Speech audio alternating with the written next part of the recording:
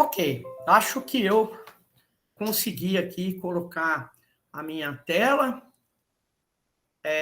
e com isso vocês conseguem acompanhar aqui os meus slides, que depois eu prometo ceder para vocês, claro, passar para vocês os slides, vou passar para a Esa e ela passa. Eu estou super frustrado aqui porque me pediram para pôr o fundo de tela da OAB ESA e eu não consigo inverter. Lá no Teams eu consigo, no Zoom eu também consigo, o que aparece lá para você não fazendo modo espelhado, mas aqui não teve jeito. Alterar layout, automático, mosaico, não, automático, não consigo não. Eu não consegui ainda entender como é que funciona isso, mas tela cheia, lousa interativa, aqui eu não consigo achar. Lá aplicar efeitos visuais e é o efeito espelho, né? Tirar o efeito espelho, mas aqui não funcionou, não. Se alguém tiver alguma sugestão, sua imagem personalizada. Está aqui, mas não consigo fazer ela não ficar no efeito espelho. Mas tá bom, pelo menos eu tentei. Fica aí a minha frustração e vocês ficam vendo o ESA ao contrário, paciência. Muito bom dia, então, a todos e todas. Eu sou a professora Angélica Carlini, também minha frustração não consegui pôr o nome aqui,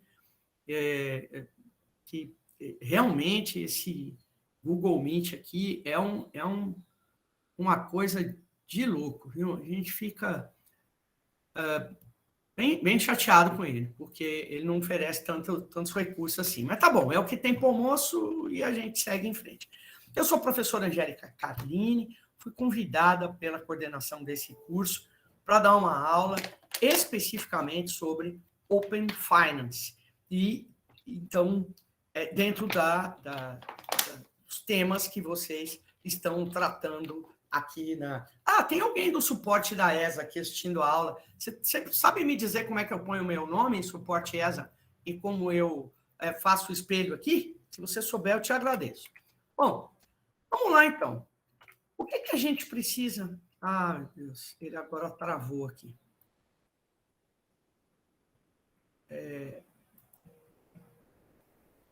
Se o pessoal do suporte ESA puder me ajudar, agradeço muito, viu, gente? Porque ele não está... Os meus slides não estão caminhando, não estão andando. Pronto, agora andou. Vamos lá. Beleza, partiu.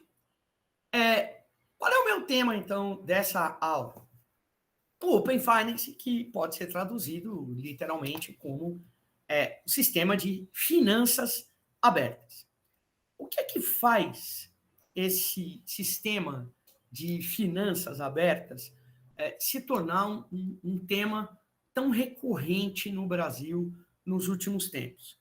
Principalmente a digitalização do mundo do trabalho ou as plataformas digitais que ocuparam uma parte expressiva do ambiente de trabalho nos últimos tempos. A ideia de você ter plataformas digitais em que as pessoas possam ingressar e resolver seus problemas negociais, realizar seus negócios nessas plataformas diretamente, isso não é nada além, moçada, da evolução. Moçada, é brincadeira respeitosa, porque eu sou realmente uma pessoa muito descontraída, então, só para brincar com vocês. É uma evolução daquilo que nós começamos a ver, pelo menos há 10 anos, e que durante o período de isolamento social da pandemia se tornou quase que uma obrigatoriedade, que foram as compras online.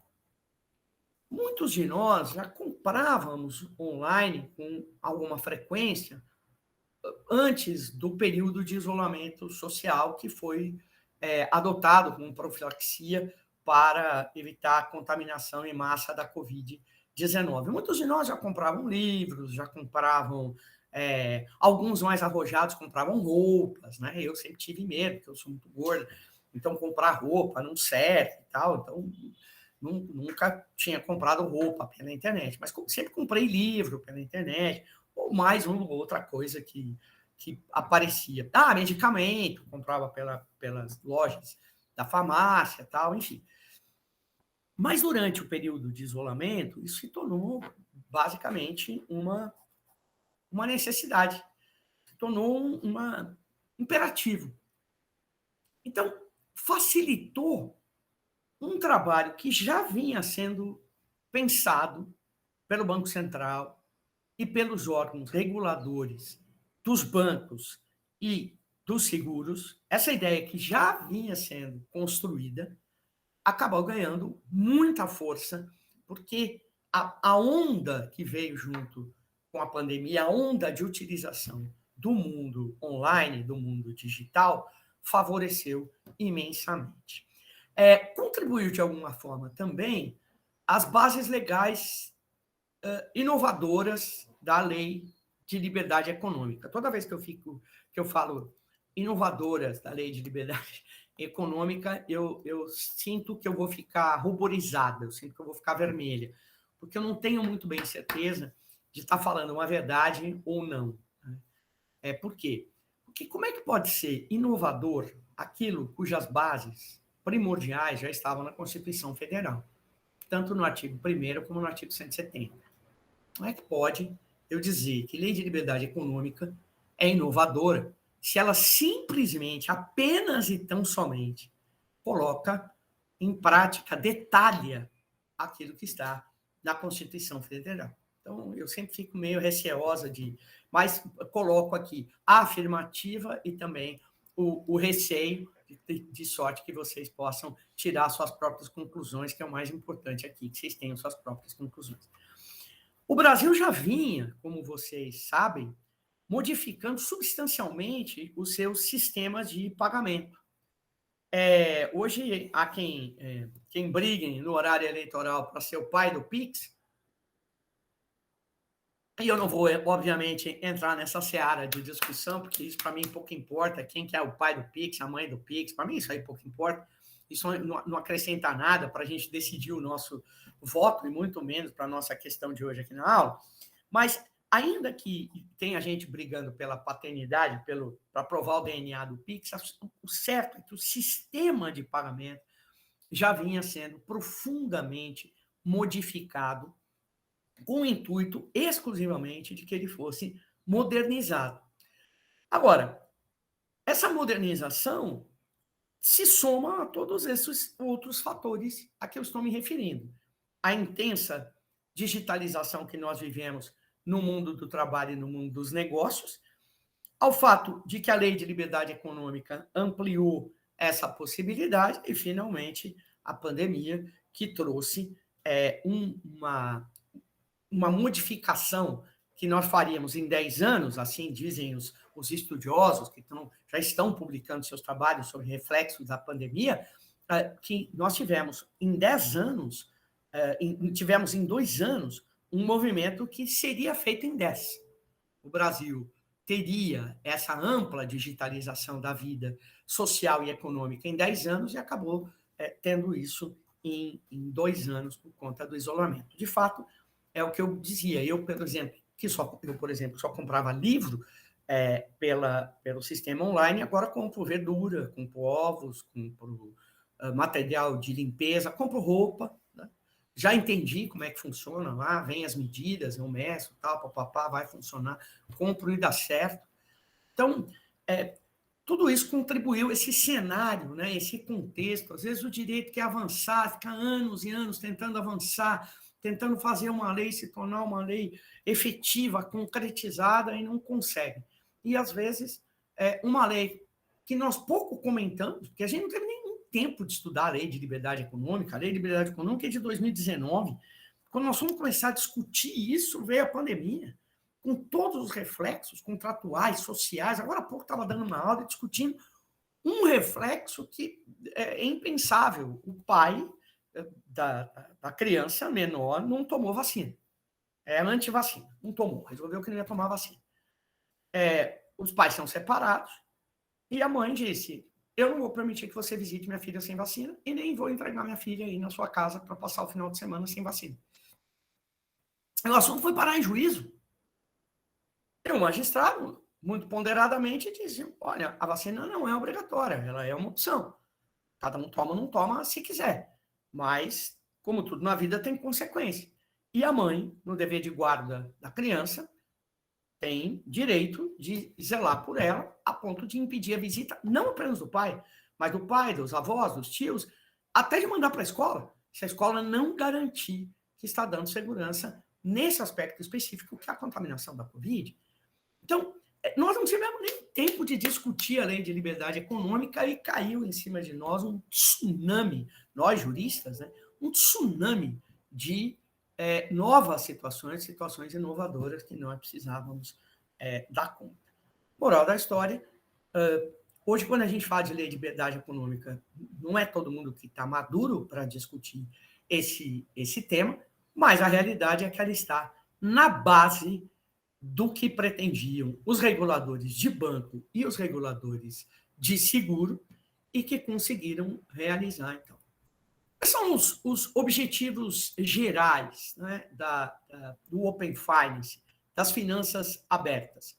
É, principalmente, estimular a concorrência por meio do empoderamento do consumidor. Eu não gosto dessa palavra, porque essa palavra ela é um neologismo, aí, né, um anglicismo, melhor dizendo, não aprecio muito, mas é o que todo mundo está usando e que o próprio Banco Central e a própria Superintendência de Seguros Privados usaram em inúmeras manifestações públicas que fizeram. O setor de bancos e seguros não é um setor de muita concorrência no mundo todo. Para quem imaginar que nós não temos concorrência na área de bancos e de seguros só no Brasil, eu vou dar uma péssima notícia. Nós não temos concorrência praticamente em nenhum lugar do mundo. Né? Não há concorrência muito forte nessa área. Por quê? Porque essa área é uma área difícil. Minimamente, ela é uma área difícil. Você não encontra muitos empreendedores nessa área.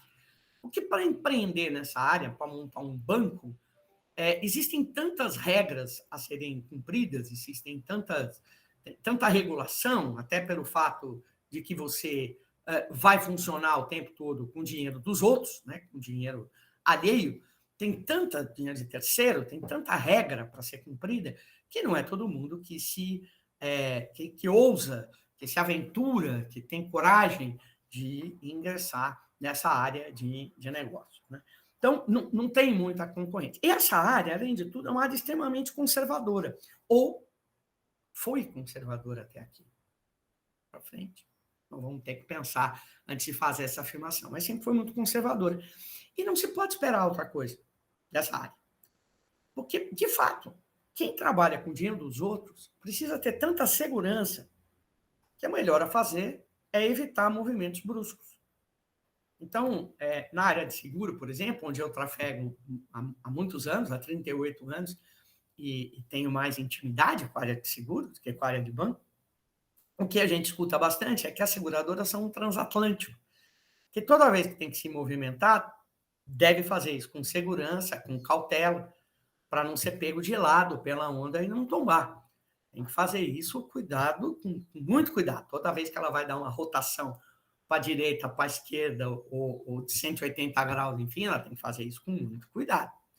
Pode fazer, consegue fazer, mas tem que fazer com segurança. A realidade é que o consumidor de banco e de seguro, no Brasil, de modo geral, e eu sou consumidora de serviços bancários e de serviços seguros há muito tempo, há pelo menos 40 anos, a realidade é que a gente nunca teve muitas opções. A realidade é que a gente sempre trocou Chico por Francisco. Você tem relacionamento, no meu caso, com a Universidade X, que diz, olha, você tem que abrir uma conta no Santander, porque você vai receber pelo Santander. Aí você vai dar aula na Universidade Y também, e ela diz, ó, você tem que abrir uma conta no Itaú, porque a gente paga pelo Itaú. E até bem pouco tempo atrás, a gente nem podia mudar a nossa conta salário. Você tinha, às vezes, que ter conta em 3, 4 bancos só para receber. E professores, via de regra, eles têm relacionamento com vários institutos de ensino superior. Então, a gente tinha 3, 4 bancos. Eu mesmo tinha Santander, Bradesco, Itaú, porque cada um pagava por um lugar. Eu tinha minha conta pessoal no Itaú, daí eu tinha que ficar passando para o Itaú. E quando eu passava, eu pagava. Eu recebia um salário, depois que veio que a conta salário, você podia passar sem pagar. E agora tem uma medida do Banco Central, já há algum tempo, é bem verdade, tem uma medida do Banco Central que diz, pode, o seu empregador diz, eu te pago pelo Santander. Você vai lá e avisa o Santander, eu quero receber pelo Itaú. Ou melhor, você avisa o Itaú, avisa lá o Santander que é para pagar aqui. Então, ela deposita a folha de pagamento lá e o Santander passa a sua parte lá para o Banco Itaú. Né? Então, tudo isso é coisa recente. A maior parte desses 40 anos que eu consumo serviço de banco e consumo serviço de seguro, eu não tive poder nenhum como consumidor. Nenhum. Eu era titular dos dados, os dados são meus, a experiência é minha, e ninguém sabe de nada a meu respeito, porque eu não tenho esses dados comigo. Então, o Open Banking vem com essa possibilidade, as finanças abertas vêm com esse objetivo, estimular a concorrência e dar mais poder para o consumidor. O que é que viabilizou? Eu acho que fez surgir e acabou não ficando bom, viu? Vou até mudar isso depois. O que viabilizou o Open Banking? Que foi o primeiro, que já entrou em vigor e já está sendo utilizado. A popularização do uso dos smartphones, por incrível que pareça. Quando o telefone celular era telefone, a gente não fazia compra, né? A gente não trocava dados, a gente não fornecia dados pelo telefone. A gente, no máximo, plugava numa rede e conseguia ler os nossos e-mails. Não sei nem se vocês lembram disso, às vezes são tão mais jovens que nem lembram disso. Mas vamos lá. Com o uso dos telefones inteligentes, dos smartphones, a gente passou a ter um computador de bolso. Com toda certeza, o que a gente tem é um computador de bolso. Eu fiz um curso de inovação, sobre inovação, no ano passado, um curso online, que foi ministrado por professores da Universidade de Tel Aviv, em Israel. Muito bom o curso, espetacular. Fiz na Escola de Negócios e Seguros, espetacular. Teve um professor da Universidade de Tel Aviv que fez uma afirmação que eu, a princípio, fiquei chocada. Achei que não era verdade. Mas ele disse que não, é confirmado e mostrou para nós o site que confirmava isso. Tal. Ele disse assim, ó, tem mais capacidade computacional no seu smartphone do que tinha na Apollo 11 quando ela pousou na Lua. É inacreditável, gente. Absolutamente inacreditável. Mas é verdade. Apollo 11 foi para a Lua com recursos de eletrônica, com recursos de comunicação, com recursos de robótica. Mas ela não tinha a capacidade computacional que tem no nosso smartphone hoje. Talvez esse fato dê para nós a dimensão de como as coisas evoluíram rápido. Como a gente não entende muito de tecnologia, ou eu, pelo menos, não entendo muito de tecnologia, se eu não tenho um exemplo desse à disposição, eu não consigo imaginar, eu não consigo ter parâmetro da diferença que tinha entre aquele meu celular, aquele primeiro tijolo que eu tive, acho que foi nos idos de 1992, 93, né? O primeiro celular, que era um tijolo, assim, que você abria e puxava uma antena, né? E discava assim, né? É engraçado, porque a gente discava como se estivesse discando um telefone sem fio, né? Hoje a gente não faz isso, a gente aprendeu a usar o polegar, né? Você tal. Aliás, você nem disca mais, né? Você aperta no... Aliás, você nem faz mais isso. Você fala aqui que você quer ligar para a Isis Carvalho, ligar para a Edilane Souza, né? E se elas estiverem aqui, perfeito, você liga. Então, o aumento da capacidade computacional dos nossos smartphones, O aumento da velocidade da rede, né? Nós saímos de 2G para 3G, 4G, há quem diga que já existe 5G.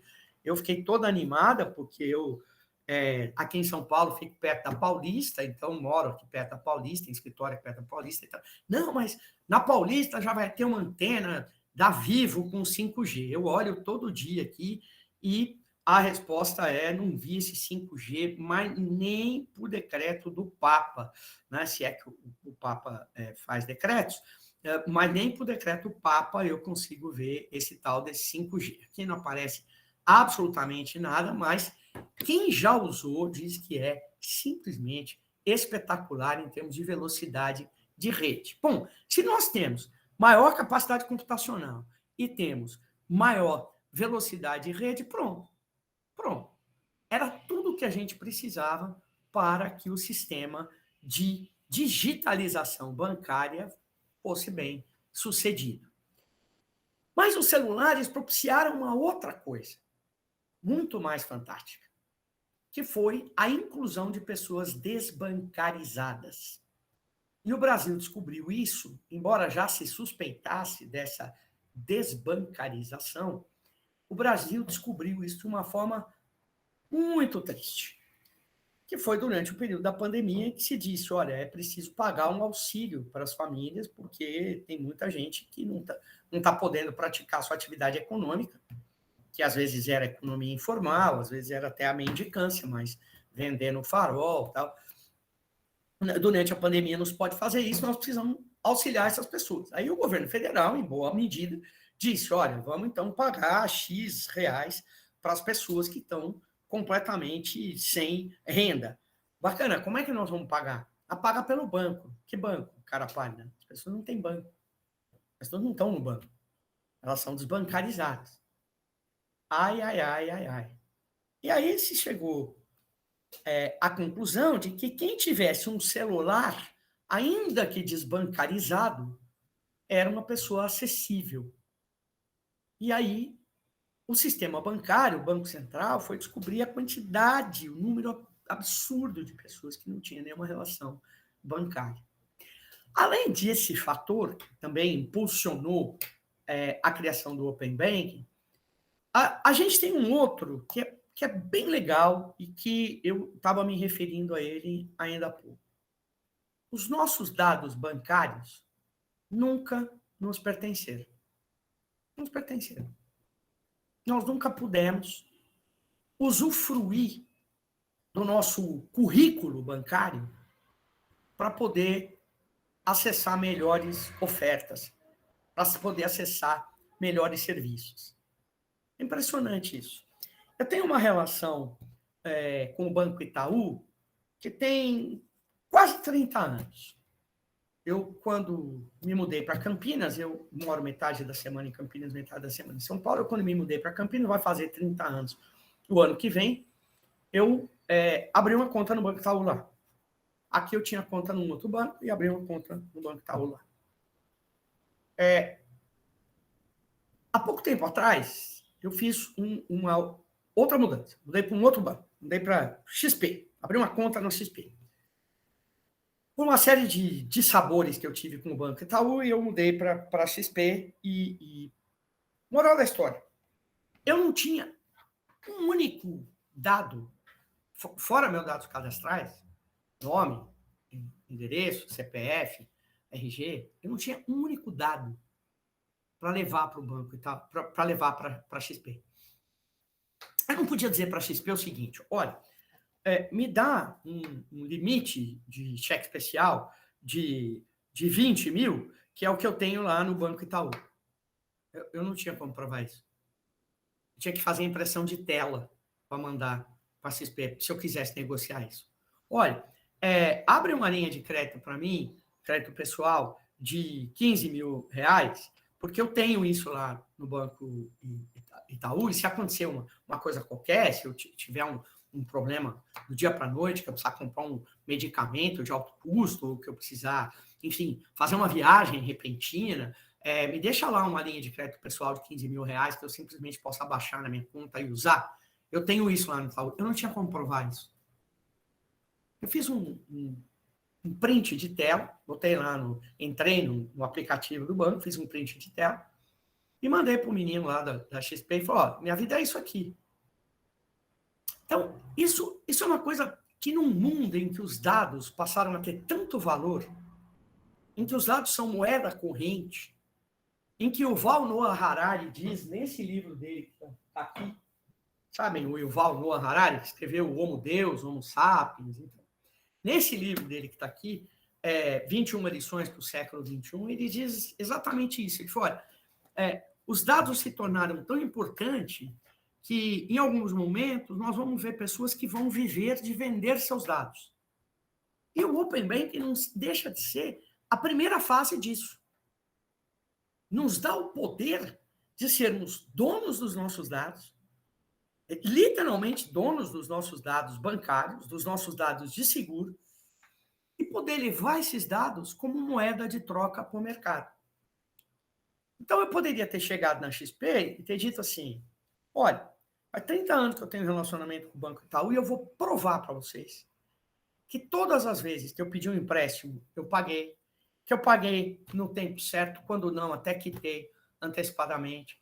Eu vou provar para vocês que todas as vezes que eu usei meu cheque especial, eu fiz depósitos na minha conta que supriram aquele gapzinho.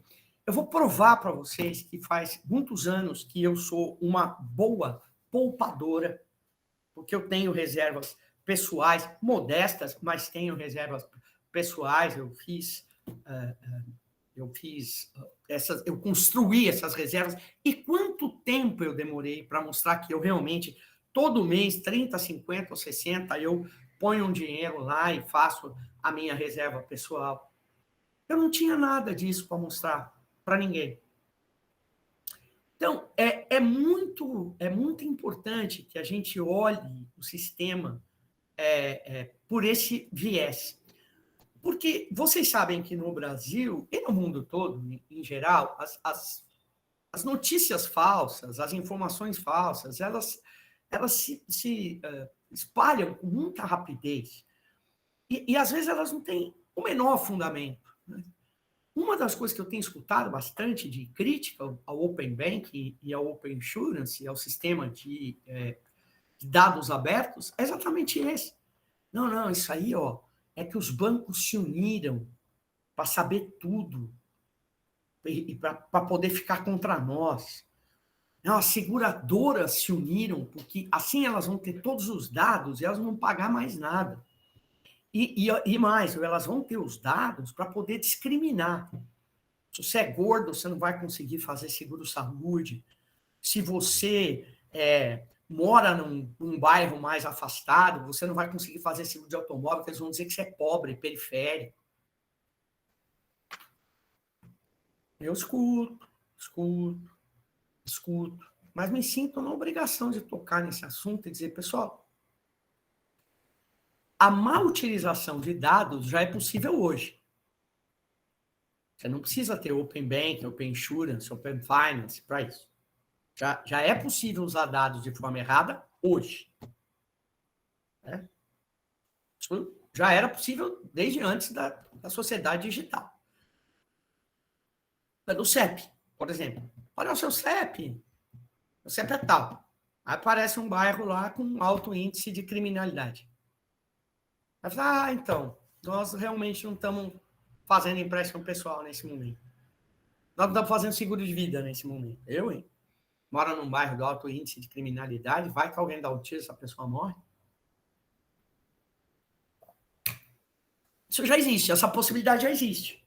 Agora, num país que tem os altos índices de insegurança que nós temos, se os seguradores fossem começar a escolher muito quem mora no bairro X ou Y para fazer seguro de vida, eles não vão fazer seguro de vida para quase ninguém, concorda?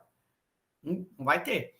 Se o segurador resolver que ele não vai fazer seguro de acidentes pessoais por conta dos inúmeros acidentes de trânsito que acontecem no Brasil com carro, caminhão, moto e bicicleta, ele não vai fazer seguro para ninguém. Ah, não. Vai montar outra coisa, vai montar uma loja de camiseta, porque não tem como. O país tem índices absurdos de acidente de trânsito. Absurdos. Até hoje os Estados Unidos dizem assim, nossa, a guerra do Vietnã, morreu muita gente. O Brasil mata um Vietnã por ano de acidente de trânsito. Só entrar lá no Observatório de Trânsito, no site do Observatório de Trânsito, você tem números, ou no site da seguradora líder do DPVAT, que você vai ter números que deixam a gente pasmo de quanta gente morre, tá? Então, principalmente foi isso. Se vocês tiverem alguma dúvida, ou vocês abrem o microfone, me interrompem e entram perguntando, ou daqui a pouco eu vou lá no chat. E quando eu vou no chat, eu tenho que tirar a apresentação. Então, eu deixo para ir a cada 10, 15 minutinhos, tá bom? Vocês colocam lá a dúvida e a gente conversa sobre isso. Fiquem muito à vontade, tá? No sistema de Open Banking, então, o usuário, eu e você, vai ter o poder sobre seus dados. Inclusive, para a gente usar os nossos dados para fazer negócio. Olha, XP, aqui eu tenho esses dados e quero em troca isso aqui. Você pode me dar isso? Ah, não. Então, vou procurar outro. Vou procurar outro banco. Vou procurar uma operação com outro, já que você não está analisando os meus dados, não está dando para os meus dados a importância que ele merece. O Open Bank se aplica tanto à pessoa física como à pessoa jurídica. E no âmbito das pessoas jurídicas, ele faz a festa. Por que ele faz a festa? Porque as empresas sempre sofreram muito na mão dos bancos. Quem nunca ouviu uma história de um empresário pequeno, médio empresário, microempresário, que foi pedir um empréstimo para capital de giro e teve que comprar 10 seguros por causa disso, seguro de vida para a família inteira, para obter o empréstimo. E o empréstimo que ele fez, pagou com juros, às vezes, escorchantes, absurdos, mas que o cara pagou certinho. Deixou de comer, às vezes, para pagar certinho, ficar com o nome limpo e poder fazer a empresa continuar girando. Quem nunca ouviu uma história dessa? Agora não. Agora você leva seus dados e diz assim, ó, já tive uma experiência positiva com capital de giro no banco tal, no banco tal e no banco tal. Eu quero fazer com vocês agora um bem bolado assim, ó, eu preciso de tanto, vou pagar tanto, quero um juro no máximo de tanto. Olha que maravilha. Vai conseguir tudo? Não sei. Depende de saber negociar, depende de conhecer bem seus dados. Mas que é extraordinariamente alvissareiro, né, que dá uma impressão bastante otimista, com toda certeza. Então, hoje, no Brasil, o sistema financeiro aberto, que é popularmente chamado de Open Banking, já está instituído e regulado. Tem a resolução conjunta, número 1 de 2020, que é do Conselho Monetário Nacional e do Banco Central, do Banco Centro não, né? Opa, desculpa, tá errado ali. Do Banco Central, que autoriza os bancos a funcionarem no sistema de Open Banking. Como é que essa resolução definiu o Open Banking? Um compartilhamento padronizado. Esse é o ponto. Esse é o ponto. Não deixou para os bancos dizer, e aí a grande resistência dos bancos e da seguradora.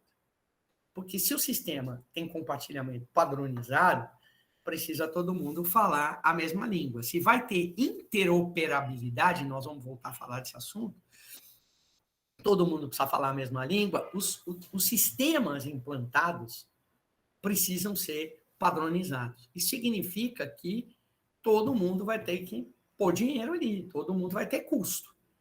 E claro, né, como essa discussão, essa implantação começa a partir de 2020, tanto para o setor bancário como para o setor de seguros, pegou uma época ruim, porque o momento da pandemia foi um momento de retrocesso econômico, todo mundo sem dinheiro, todo mundo inseguro do que vem pela frente, e aí a pandemia acaba da pior forma possível, né? Porque além de milhões de mortes em todo mundo, além de um atraso econômico, de um estrago econômico gigantesco, a gente ainda ganha de presente, vai de brinde, uma guerra da Ucrânia com a Rússia, ou da Rússia com a Ucrânia. Não vou me meter a dizer quem tem razão, mas quem começou foi a Rússia. A gente ganha de brinde uma guerra. Uma guerra com um fortíssimo bloqueio econômico e também com um fortíssimo desabastecimento, porque muita coisa produzida lá na Rússia ninguém está comprando, muita coisa produzida lá na Ucrânia não está chegando agora. Parece que, né, que foi criado um corredor que podem passar os navios e tal. Pelo que eu tenho acompanhado, as coisas estão fluindo, né? Estão indo razoavelmente bem. Ou seja, né, os bancos e as seguradoras disseram, mas nessa hora você vai pedir para a gente fazer investimento de milhões para ter sistema padronizado? Agora não é época de investir, agora é para tocar a vida do jeito que está. Mas não foi essa a compreensão do Banco Central, não foi essa a compreensão da CVM. Se vocês pedirem a minha opinião, vocês não pediram, né? Mas eu vou dar, posso? Se vocês não se incomodarem de eu dar a minha opinião. Tem coisas que, como um dia a gente diz lá no interior, ou vai ou racha ou arrebenta a tampa da caixa, né?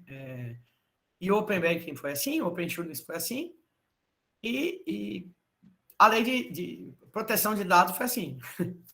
A Lei Geral de Proteção de Dados é de 2018, o vacatio legis de 2 anos, entrou em vigor em 2020, e todo mundo gritava, mas em plena pandemia. Em plena pandemia. E está aí, está funcionando, e vamos que vamos, né?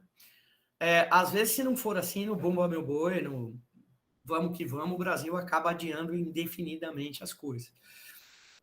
É bem o próprio da nossa cultura. Aliás, se me permitem uma recordação, a recordação sentimental, eu nunca esqueço do meu falecido e saudoso pai, sentado na ponta da mesa, nos domingos, na hora do almoço da família de italianos, olhando assim e tal, aquela confusão com os filhos e tal, e dizendo, e se eu fosse esperar o momento certo para vocês nascerem, vocês não tinham nascido nunca.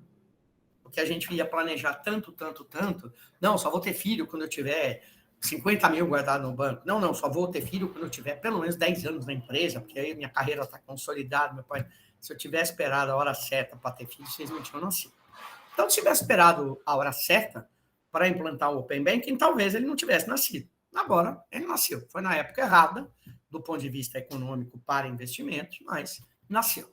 Então, esse compartilhamento padronizado de dados e serviços por meio da abertura e integração de um sistema. Foi criado um sistema computacional para ele e que integra todos os bancos. Quem é o cliente? Pode ser uma pessoa física, uma pessoa jurídica, que tenha relacionamento destinado à prestação de serviço financeiro ou de operação financeira com instituições bancárias e financeiras, inclusive para transações de pagamento, só para pagamento, de modo a facilitar que as pessoas cheguem cada uma como podem no sistema bancário. Assim como no seguro, vocês vão ver um pouquinho mais para frente, tem uma instituição que vai transmitir os dados, que vai compartilhar, e uma instituição que vai receber. Isso pode ser modificado, né? Nesse momento, você está transmitindo, no momento seguinte, você está recebendo de outro, quer dizer, isso vai se dar de forma contínua. Às vezes você é transmissor, às vezes você é o receptor. Mas precisa ficar claro quem nesse momento é o transmissor e quem nesse momento é o receptor. Por quê? Minimamente por conta das responsabilidades oriundas da Lei Geral de Proteção de Dados. E precisa ter a instituição que é detentora da conta, que é o participante, que mantém a conta de depósito à vista, ou os outros tipos de conta que os bancos podem ter, por exemplo, conta poupança ou conta de pagamento pré-paga de cliente, enfim, as diversas modalidades de produtos de banco. Né? Essa instituição é a detentora e ela precisa estar muito claramente especificada. Como é que funciona a ideia central do Open Banking? A partir de consentimento.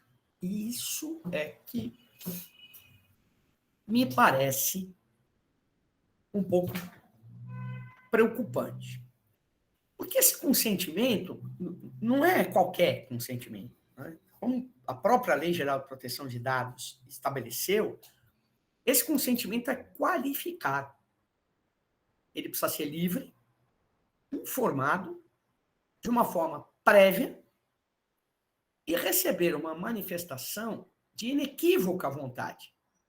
E o que é inequívoca vontade? É a vontade de quem compreendeu. Um dos objetivos, vocês vão ver ali logo mais à frente, um dos objetivos do Open Banking, do Open Insurance, é desenvolver a educação financeira, que no Brasil é uma tragédia. Né? É uma tragédia. Poucas pessoas têm educação financeira, em todos os estratos sociais e econômicos. Eu conheço gente que ganha muito dinheiro, que está muito bem de vida e que não tem nenhuma informação sobre educação financeira. Não entende nada sobre aplicação, não entende nada sobre juros, não entende nada sobre poupança, não entende nada de nada. Ganha dinheiro, gasta dinheiro pra caramba, ou não gasta, ou guarda errado o dinheiro, aplica errado, não tem informação nenhuma. Isso ficou muito claro durante a pandemia. Várias pessoas fizeram um contato no meu círculo de amizades, de conhecimentos, dizendo: estou preocupado, se eu morrer, o que eu faço com isso, o que eu faço com aquilo. Você percebe que a vida financeira da pessoa é uma bagunça. E ela, às vezes, está muito bem de vida. A vida financeira dela é uma bagunça porque ela não entende nada, não tem educação financeira. Falando assim, parece que eu sou PhD, né, em educação financeira. Não é verdade. Eu também não tenho lá grandes conhecimentos, mas a gente procura, claro, se manter sempre minimamente informado. Então, eu fico imaginando que num ambiente de plataforma digital, em que você, consumidor, leva seus dados para serem compartilhados para avaliação de possibilidades de negócio, essas pessoas vão saber, efetivamente, manifestar sua vontade de forma inequívoca ou com todas as informações que elas precisam. Eu vou dar só um exemplo. Imagine que você tem lá 10 mil reais para aplicar e você está insatisfeito com a aplicação do banco X, onde a sua reserva está lá. Você está guardando esse dinheiro, porque no final do ano você pretende ampliar seu escritório de advocacia, então você vai fazer uma série de reformas e você está guardando esse dinheiro para isso. E aí você gostaria de aplicar no banco Y, que parece que vai te dar uma rentabilidade maior. E ele dá uma série de informações sobre essa aplicação e essa rentabilidade, e você concorda, porque você se fixou bastante nas possibilidades desses 10 mil virarem 12 mil. Enquanto que no outro banco você já tinha percebido que você ia chegar no final do ano no máximo com 10.500 ou 10.600. Só que você entendeu bem essa parte de que 10 ia virar 12, mas você não entendeu muito bem a parte de que existia um risco de que esses 10 virassem nada, ou virassem 5. E, pessoal, isso não é tão absurdo assim. Eu tenho muitos conhecidos que compravam ações do IRB. O IRB entregou um relatório de final de ano ruim, há uns 4 anos atrás, provocou uma fiscalização da SUSEP, que até hoje ele não se recuperou direito dessa fiscalização, ainda está sob fiscalização lá, sob acompanhamento, vamos dizer assim, da SUSEP, e as ações não se recuperaram até agora. Eu conheço gente que tinha 100 mil em ações do IRB e hoje tem 20 mil. E vai ter que ficar com as ações lá até esperar recuperar, até porque ações são aplicação de grande prazo, de longo prazo. Mas você, na hora que foi investir os 10, você ouviu bastante sobre os 12, mas não sobre a possibilidade de virar 5. Então, eu, de fato, tenho alguma dúvida de que o Open Banking fará sucesso em curto prazo. Ele vai ser uma escada de aprendizagem.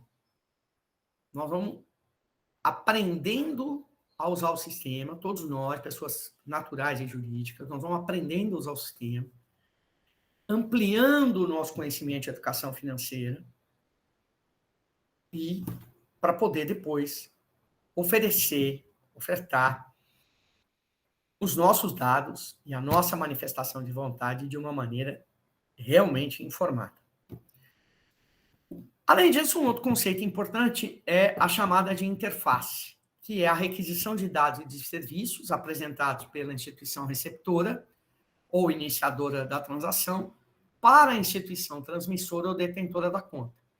Então, são as muitas formas de interface que vão ter que existir entre as entidades bancárias, entre as entidades financeiras, para que a transmissão de dados aconteça a partir da manifestação da vontade, mas também de forma muito segura. E o conceito de assinatura de método, que é uma identificação única de cada método, que consiste, então, na definição do nome, bem como dos parâmetros de entrada e saída em uma função de programação. Essa assinatura de método é, com certeza, parâmetro computacional para permitir a transmissão de dados com segurança. O Banco Central declara na sua resolução que os seus objetivos à frente do Open Banking são exatamente esses: incentivar a inovação, trazer o mercado bancário para o mundo da inovação, o que ele não ia fazer sozinho, ou ia fazer num tempo muito mais alongado. Promover concorrência, aumentar a eficiência do sistema nacional, do sistema financeiro nacional e do sistema de pagamento, e promover a cidadania financeira. Esses são objetivos. E os princípios? Transparência, segurança e privacidade, qualidade dos dados, ou seja, qualidade dos dados significa obedecer à Lei Geral de Proteção de Dados, pedir só os dados que sejam necessários, os dados necessários você vai pedir de uma forma adequada e vai ter esses dados arquivados num sistema parrudo, num sistema seguro, num sistema que tenha certificação de toda a família 27100, que é a família ISO para saúde, para segurança informacional, para segurança de informação. Você vai ter que qualificar a proteção que você está dando. É isso que se chama de qualidade de dados. Tratamento não discriminatório. E aí eu fico aqui seriamente em dúvida como é que se vai monitorar isso, né? Como é que se vai monitorar esse tratamento não discriminatório. Mas isso não quer dizer que não seja possível, pelo contrário, quer dizer que nós precisamos achar meios, isso é um papel nosso, juristas, achar meios de garantir que não haja tratamento discriminatório. Reciprocidade, ou seja, você vai fornecer dados, mas precisa ter, de fato, alguma vantagem em troco disso. E a interoperabilidade, que é o ponto-chave para tudo isso funcionar. Esse grande ecossistema só vai funcionar se os diversos sistemas utilizados, pelas diversas instituições bancárias e pelas diversas organizações estiverem integrados, estiverem trabalhando de uma forma conjunta. Só assim que a gente vai garantir que as pessoas, as organizações, os sistemas possam realmente trocar informação de uma maneira eficiente, de uma maneira eficaz. Muito importante, muito importante. As instituições que vão operar com o Open Banking vão ter que designar um diretor responsável pelo compartilhamento, um DRC. E é esse diretor que vai ter a responsabilidade de apresentar um relatório semestral de compartilhamento de dados, quer dizer, do histórico do que foi feito, compartilhamento de dados e serviços. Esse relatório será apresentado ao Banco Central. E a circular do Banco Central 4031 de 2020 estabeleceu toda a estrutura inicial que deverá ser dada para a governança do Open Banking. Então, aquela governança que o banco tem, que ele já atende uma série de requisitos de governança, que ele tem lá o compliance, tem lá a integridade, etc, etc. Ok, muito bom.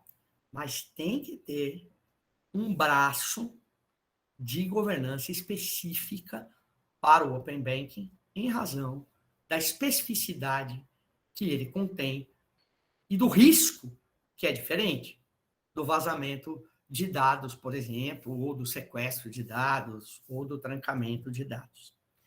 Agora, nós temos vivido, e eu vou me permitir aqui acrescentar a palavra felizmente. Nós temos vivido, felizmente, se vocês discordarem depois, beleza, podem compartilhar a sua opinião. Nós estamos vivendo, felizmente, um momento mais propício na regulação no Brasil. Eu acompanho bastante a regulação do setor de seguros privados e um pouco menos, mas acompanho a regulação dos bancos. E acompanho quase que diariamente a regulação da ANS, Agência Nacional de Saúde Suplementar. Pessoal, fora a ANS, que ainda patina bastante, e nós vamos ter oportunidade de falar disso, que agora a gente, lá no finalzinho da minha apresentação, falar um pouquinho sobre o Open Health, que é o compartilhamento de dados na área da saúde. Deixa lá que a gente fala isso no final. Fora a ANS, que patina pra caramba ainda como agência, infelizmente, a regulação de bancos e a regulação de seguros tem sido muito mais criativa, tem sido muito mais focada em governança e autorregulação. Essas coisas, de fato, precisam caminhar junto. A ideia de ampliação da liberdade no campo dos bancos, da atividade bancária, da atividade de seguro, a ampliação da liberdade depende fundamentalmente de estrutura de governança bem feita, regras de governança bem feita e de consequente autorregulação.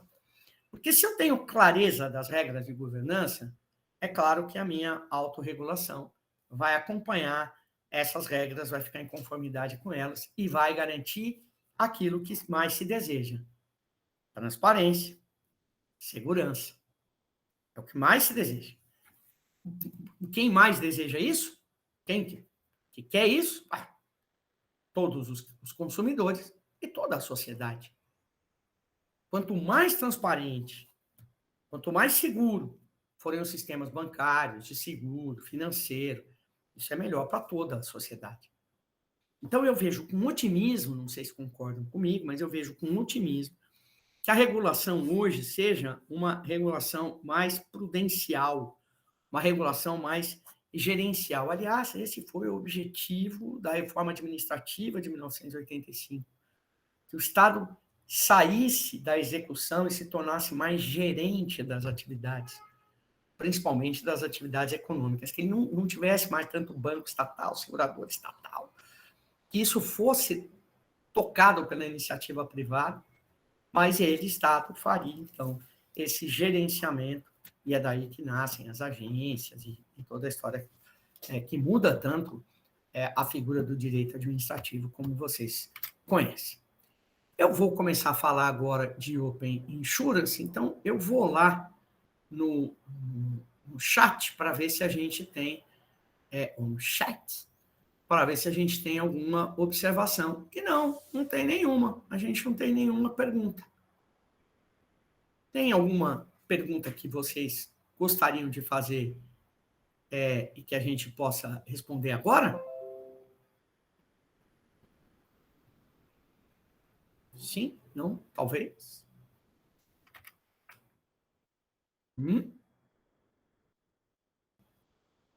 Ansiosamente aqui, esperando vocês. Tudo ok por aqui? Me diz a Débora Dantas. Muito obrigado, Débora. Tudo ok? O Richard, obrigada, Richard. Tá, sem dúvida, Beatriz, Zagato. Ainda ela, de quebra, me dá aqui me faz um elogio que me deixa, evidentemente, muito feliz, né? Mas aumenta bem a minha responsabilidade. Então, eu vou voltar a compartilhar aqui, porque toda vez que eu vou no chat, como eu avisei, e o Alexandre Penteado também, diz que está tudo ok. Bom, Open Insurance causou um tumulto do tamanho do quê? Tamanho da tristeza dos São Paulinos hoje? Que brincadeira idiota. Causou um tumulto gigantesco no setor de seguros. Por duas razões. Primeiro, os corretores de seguro, intermediários, históricos da relação entre segurados e seguradoras, ficaram sem compreender onde é que eles entram nessa história. Oi? Open... O quê? Open Insurance? O que é isso? Não, um sistema que vai abrir e integrar todas as seguradoras para que os segurados possam oferecer seus dados e comprar seguros mais aperfeiçoados aos seus dados, ao seu perfil. Uhum. E onde eles vão fazer isso? Nas plataformas digitais. Uhum. E onde eu entro? Então, quando começa com então, é tão ruim quando começa com veja bem. Eu já paro a pessoa no ar. Quando ela solta um veja bem, eu falo, deixa eu te explicar uma coisa. Tenho 6 graus de miopia. Se para eu entender você depende de eu enxergar bem, eu não vou te entender, bicho. Então, tira esse veja bem e vai no ponto. Então, quando começa com veja bem, o impacto foi tão forte, pessoal, tão forte, que há quem diga, eu não digo isso, mas há quem diga que a implantação do Open Insurance provocou a queda da presidente da Superintendência de Seguros Privados, que era uma, como vocês vão ver, e passou a ser outra. A superintendente era a doutora Solange Vieira, em algum momento, depois dos esforços de implantação do Open Insurance, voltou para o BNDES e a Superintendência de Seguros Privados foi ocupada por um outro superintendente, que é um profissional antigo no mercado e que é corretor de seguros. Mas é um profissional antigo no mercado, um profissional com muita experiência, com muito conhecimento sobre seguro. O segundo choque, ou a segunda crítica, a primeira vez dos corretores de seguro, né, que não entenderam onde é que eles entram. E, de fato, ficou complicado para eles entenderem mesmo. Não tiram a razão deles, é assustador. No primeiro momento é assustador. Vamos imaginar que a gente recebe uma notícia hoje que o Poder Judiciário, o Conselho Nacional de Justiça, resolveu que as partes não precisam mais de advogado para ingressar em juízo. Que o advogado é imprescindível para a justiça, artigo 133 da Constituição, mas que o CNJ vai aceitar que as pessoas vão, qualquer que seja a causa, e aquelas que não tiverem advogado, e o caso for difícil, o CNJ é que vai indicar quem vai ser o advogado. Vamos admitir que aconteça isso. Melhor não falar muito, né? Porque alguém acaba tendo a ideia. Algum deputado tiririquento acaba propondo um projeto de lei para isso. É melhor não falar muito. O susto que nós vamos tomar é um susto gigantesco, pessoal. Ou que o CNJ diga, olha, agora só vai ter processo digital, a parte entra automaticamente, fala direto com a outra parte, e o juiz decide tudo para elas, não precisa mais de advogado. A gente vai tomar um susto. Então, assim, eu não tiro a razão deles, de terem tomado um susto. Mas a outra reação veio, claro, das seguradoras, principalmente por conta dos investimentos. E aí eu também não tiro a razão, e vocês vão dizer, essa mulher quer concordar com todo mundo. Não é que quer concordar com todo mundo. A gente precisa pensar de uma forma ampliada, que é o que eu tento fazer. Se eu não estiver conseguindo, vocês me perdoem, mas é o que eu tento fazer. Porque as seguradoras disseram, ok, eu consigo fazer um cálculo de custo e sei quanto eu vou ter que investir. São milhões. Cada seguradora fez um cálculo e alguma coisa em torno de 20 milhões que ela precisa investir. Qual é o resultado esperado?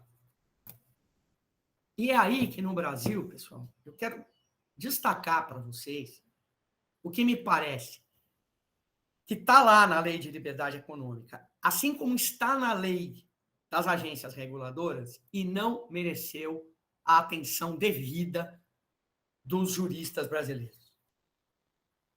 a análise de impacto regulatório. Tanto na lei das agências, que é anterior à lei de liberdade econômica, como na lei de liberdade econômica, está previsto que as agências, que os órgãos reguladores devem fazer estudos de análise de impacto regulatório e apresentar isso para os regulados. Então, as seguradoras dizem, olha, eu estimo que vou gastar 20 milhões para implantar o Open Insurance da fase 1 até a fase final. O Open Insurance não está completamente implantado ainda. Né? Eu estimo que vou gastar 20 milhões. Para quê? Qual é o impacto disso? Quantas pessoas nós vamos atingir? Esse estudo tinha que ter sido feito pela SUSEP e pelo Conselho Nacional de Seguros Privados, que são os reguladores do setor. Então, eles deveriam dizer, olha, hoje existem no país 100 milhões de pessoas que contratam seguro. Nós somos 220 milhões de habitantes. A gente imagina que com o Open Insurance, a gente vai chegar a 170 milhões de pessoas que vão participar do mercado. O mercado hoje fatura X bilhões, a gente estima que ele vai faturar X mais 1. Ou seja, vai entrar de dinheiro para o mercado X mais 1. Aonde esse dinheiro vai estar? Não sei. Com quem for mais eficiente, com quem for mais ampliado, quem tiver o portfólio mais ampliado, quem tiver o cardápio de produtos mais ampliado. Então, o Open Insurance nasce com esses dois probleminhas. Os corretores muito zangados, as seguradoras no vácuo, como a gente costuma dizer, tá bom, eu vou investir todo esse dinheiro, mas o que vem em troca? Que mercado novo é esse que eu vou disputar? Esses 20 milhões é para eu poder dizer para os meus acionistas, para os meus shareholders, olha, a gente vai investir esses 20 milhões, mas a expectativa é que a gente ganhe 80. 4 vezes mais. 3 vezes mais. 2 vezes mais. A expectativa é que a gente empate. Ou a expectativa é que a gente invista 20 milhões e não veja resultado para pagar os 20 milhões. Complicado, né, pessoal? Bem complicado. Né? O que disse o Conselho Nacional de Seguros Privados? Vamos ver aqui, depois vocês fazem as suas observações, por favor. Ele definiu o Open Insurance como compartilhamento padronizado de dados e serviços, igualzinho ao Open Bank, por meio de abertura e integração de sistemas no âmbito dos mercados de trabalho, mercado de trabalho, mercado de seguro, previdência e capitalização. Portanto, não vai ser só para seguro, auto, vida, não, também para previdência, VGBL e PGBL, que são os mais praticados, né, no mercado hoje, e para capitalização, que lembrem-se que deixou de ser simplesmente a compra de um bilhete com um sorteio. Capitalização é muito mais que isso hoje. Por meio de títulos de capitalização, você pode substituir a fiança locatícia. Você hoje substitui a fiança locatícia com título de capitalização. Ou seja, ela ficou muito mais operacional, ela ficou muito mais útil, se eu posso usar esse adjetivo. E junto com essa 415, aprovou a circular 635, que dispõe sobre a regulamentação das diretrizes que estão na 415, ou seja, lá em cima o Conselho estabeleceu diretrizes, aqui embaixo a SUSEP vai fazer a implementação desse sistema de seguros abertos, que nós ainda estamos chamando de Open Insurance. 3 conceitos importantes que a resolução trouxe. Sociedade supervisionada, que é a sociedade seguradora, e que inclui aquela participante, aí que está, do ambiente regulatório experimental, o sandbox regulatório. É aí que talvez a gente possa encontrar a explicação de por que a direção anterior da SUSEP agilizou tanto, investiu tanto, trabalhou tanto para a implantação do Open Insurance. Porque ela pretendia fazer as coisas de maneira orquestrada, de maneira organizada. Aquela equipe que estava na Superintendência de Seguros Privados, que assumiu em 2019, pretendia que o mercado de seguros se tornasse um mercado menos concentrado. Você vai dizer para mim, Angélica, mas quantas seguradoras tem no país hoje? 130. Mas nem todas operam com todas as modalidades de seguro. Tem entre essas 130 operadoras, seguradoras que só trabalham com seguro garantia, não operam com outros. Então, para o consumidor final, que compra seguro de vida, seguro de acidentes pessoais, que compra seguro prestamista, que compra seguro funeral, que compra seguro para celular, seguro para notebook, tablet, o consumidor habitual, assim, o consumidor que compra seguro de automóvel, que compra seguro de responsabilidade civil, esses acabam ficando num ambiente muito concentrado. Então, o que pretendia a SUSEP era ampliar o mercado. E como é que ela ia ampliar? Por meio das startups, por meio das chamadas insurtechs. Então, ela disse, olha, eu vou criar um ambiente digital, o Open Insurance, que é o ambiente de nascença das insurtechs. As insurtechs nascem no mundo digital. Elas nascem para ser digitais. E aí é que fica esse perrengue, porque as seguradoras não nasceram para ser digitais. A seguradora, até recentemente, imprimia a pólice, mandava para sua casa pelo correio. Isso, até recentemente, até 3 anos atrás. Hoje ela te manda um e-mail, diz assim, ou te manda um zap e diz assim, olha, tá lá, né? No meu caso, a seguradora ainda mandou um e-mail e estava lá no e-mail um anexo que tinha a pólice, que eu renovei agora recentemente, seguro de automóvel. Mas até 3 anos atrás ela mandaria para minha casa, com uma carteirinha do serviço 24 horas. Agora não tem carteirinha. Agora eu peguei um número e anotei aqui no meu celular, está aqui, 24 horas da seguradora. Então, para as seguradoras, o salto vai ser muito grande. Mas para as insurtechs, para essas startups, que estão no modelo de sandbox regulatório, o que é o modelo de sandbox regulatório? É aquela regulação especial para insurtechs. O que ela tem de diferente? Ela é um pouco mais light, né, pessoal? Ela é um pouco menos pesada. Porque se você for aplicar para as insurtechs o tipo de regulação que tem para as seguradoras, um setor altamente regulado, insisto, porque trabalha com dinheiro do terceiro, porque trabalha com dinheiro dos outros, você for aplicar as mesmas regras, não tem uma insurtech que vai sobreviver. Começa que você tem que fazer depósito de ativos garantidores. Você tem que chegar lá e depositar 10 milhões de dólares para poder operar em alguns ramos de seguro. Ué, tem insurtech que tem isso. Então, o que a SUSEP pretendia era isso. Ela falou, vamos criar um modelo digital, que é o DNA das insurtechs. E essas insurtechs que estão no modelo sandbox regulatório, então a SUSEP fez um edital. No primeiro, se eu não me engano, passaram 11 insurtechs, no segundo passaram 20. Já tem 2 editais, agora parou, não apareceu, não foi feito nenhum esse ano ainda. Nem sei se será.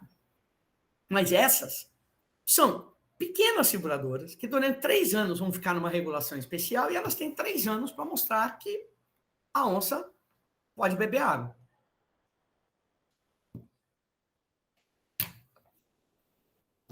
Elas têm 3 anos para sair desse modelo de regulatório experimental e se tornarem verdadeiramente seguradoras. Uma delas já até saiu, a PIR.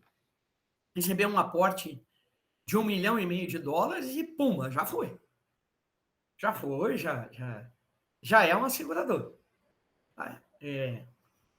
Não, acho que o aporte foi maior que ela recebeu, viu, pessoal? Agora fico devendo aqui. Mas ela recebeu um aporte e pumba, já foi. Já saiu do modelo sandbox regulatório. Então, essa era a intenção. Claro, isso deixou as seguradoras um pouco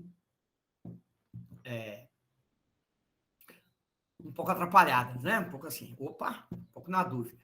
Então, lá também vai ter sociedade transmissora de dados e sociedade receptora de dados, não preciso nem falar nisso, mas surge uma nova figura. O mercado de seguros no Brasil, tradicionalmente, sempre teve seguradores, segurados e, para fazer a intermediação, corretores de seguro. Essa sempre foi o retrato, a fotografia do setor de seguros no Brasil. Muita gente... esse retrato é tão consumado, pessoal, que muita gente repete uma inverdade de que os corretores de seguros são obrigatórios.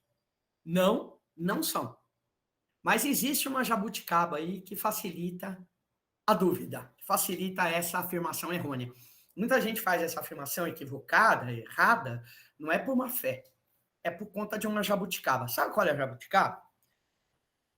A lei 73/66, que é a lei de seguros no Brasil, diz assim, ó, o corretor de seguros é o intermediário legalmente habilitado para apresentar os riscos do segurado para as seguradoras que queiram subscrever esses riscos. Ao corretor será devido o pagamento de uma comissão, que será um percentual do valor que o segurado for pagar para a seguradora. Beleza? Beleza. Se a venda for direta do segurador para o segurado, se não existir intermediação do corretor, será devido o pagamento de um percentual de comissão para a Escola de Negócios e Seguros. Antigamente, a Escola Nacional de Seguros, hoje Escola de Negócios e Seguros, eu tenho a honra de trabalhar lá. E por que se pretendeu fazer esse subsídio, se dar esse subsídio mesmo nos casos em que não houvesse a intermediação de um corretor? Por quê? Para fortalecer a difusão da cultura de seguro no Brasil. Uma escola é um dos poucos setores que tem uma escola. Além do Senai, do Sesc, o setor de seguros tem uma escola. O que é uma coisa legal. Essa escola tem 51 anos de vida. E vale a pena conhecer o nosso site. Eu não estou fazendo nada antiético aqui com a ESA, porque a ESA é uma instituição, a escola é outra. Ambas são sem fins lucrativos. A Escola de Negócios e Seguros é uma fundação. A ESA é um braço da nossa associação de classe e a Escola de Negócios e Seguros é uma fundação, então ninguém tem fins lucrativos. É por isso que eu falo aqui com absoluta tranquilidade ética, não estou fazendo nada de errado. São 51 anos de escola, negócio e seguros, e muito da sobrevivência dela se deveu a isso, ao fato de que ela recebe uma contribuição. Agora, veja, o corretor de seguro, quando ele vai cobrar a comissão dele, ele cobra com fim de lucrativos, lógico, é a profissão dele, é a remuneração dele. Então, o percentual é maior, o percentual fica aí, sei lá, 5%, 10%, 15%, não sei.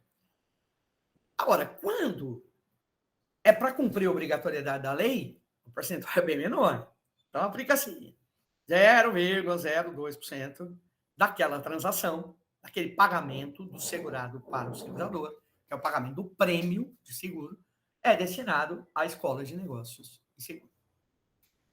Então, e aí, por conta disso, dessa obrigatoriedade do pagamento da comissão, ou para o corretor, ou para a Fundação Escola de Negócios e Seguros, se ficou com essa ideia de que o Brasil tem obrigatoriedade da intermediação do corretor de seguros, o que eu insisto, não é verdade. O corretor de seguros não é obrigatório. Mas esse era o desenho. Segurador, segurado, quem os aproxima, corretor de seguro. Agora, no sistema Open Insurance surgiu a Sociedade Iniciadora de Serviços de Seguro, SISS, SIS. Vai ser uma sociedade anônima, portanto, já não pode ser qualquer um no bom sentido, né, pessoal? Já não pode ser qualquer um. Tem que ser alguém mais parrudo, que é a sociedade anônima. Tem que ser credenciada pela SUSEP como participante do Open Insurance. E vai ter por finalidade prover serviço, vai ser uma prestadora de serviço, de agregação de dados, painéis de informação e controle, que são normalmente chamados de dashboards, ou vai trabalhar, atenção, olha agora, olha o ponto nevrálgico, olha o nervo exposto, como representante do cliente, com consentimento dado por ele, e prestar serviços de, eu falhei ali, faltou prestar serviços de iniciação de movimentação. Em nenhum momento ela vai poder deter recursos pagos pelo cliente.